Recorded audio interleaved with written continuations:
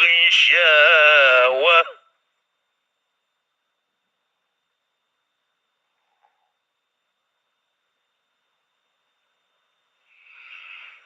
فمن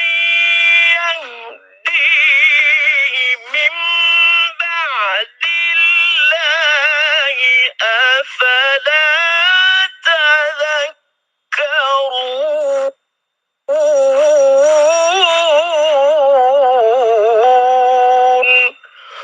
صدق الله العظيم.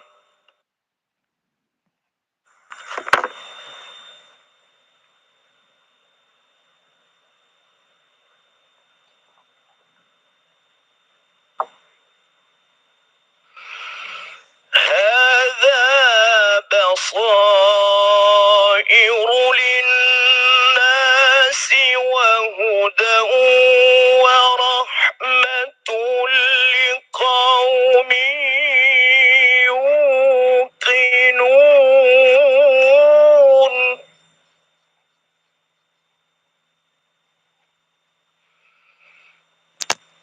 أم حسب الذين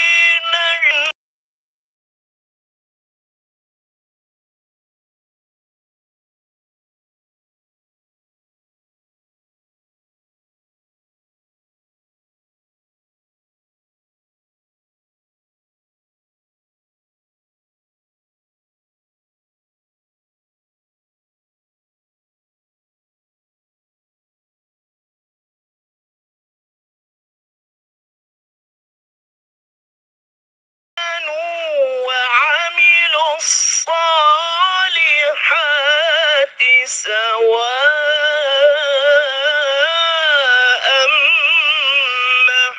محياهم ومماتهم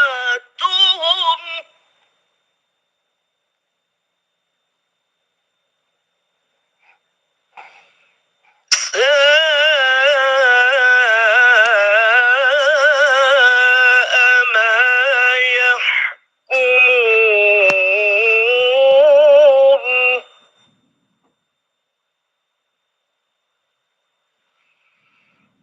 وخلق الله السماوات والأرض بالحق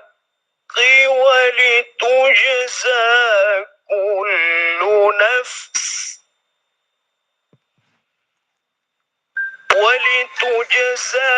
كل نفس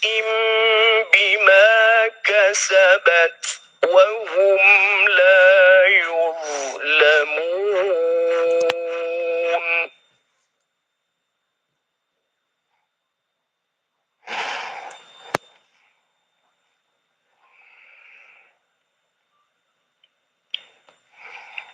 أفرأيت من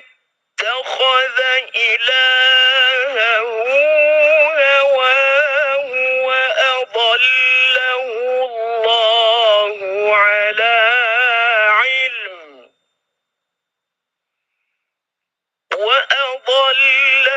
الله على علم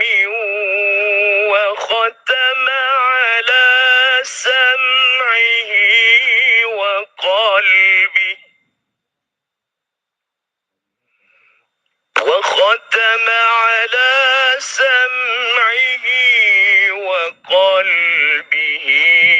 وجعل على بصره غشاوة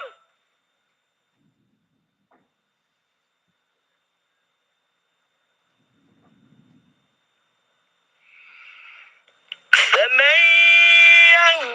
يهديه من بعد الله أفلا تذكرون